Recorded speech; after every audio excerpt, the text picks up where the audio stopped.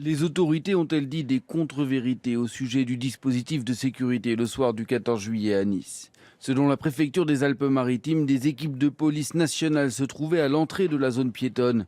Des véhicules bloquaient l'accès à la chaussée. Le camion aurait forcé le passage en montant sur le trottoir. Mais selon Libération, qui s'appuie sur des témoignages et surtout sur une photo, l'information serait un mensonge. Les voitures de police n'étaient pas en travers de la route au niveau du boulevard Gambetta. Aucune trace non plus des effectifs de police nationale dans ce périmètre. Les fonctionnaires ayant été relevés à 20h30 selon le journal. C'est donc la police municipale avec des gilets jaunes qui assurait le filtrage à l'entrée de la zone piétonne.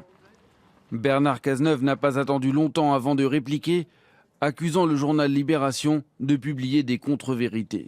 Ces procédés, qui empruntent au ressort du complotisme, sont graves, car ils laissent penser que le préfet des Alpes-Maritimes, le ministre de l'Intérieur et le Premier ministre auraient cherché à travestir la vérité, là où ils se sont résolument engagés dans une démarche de totale transparence. Et dans ce souci de transparence, le ministre de l'Intérieur répète qu'en réalité, le dispositif de sécurité comportait 2 points de contrôle. Le premier, au niveau du boulevard Gambetta, où la police municipale barrait la route aux voitures. Ce passage a bien été franchi par le camion qui l'a détourné en montant sur le trottoir.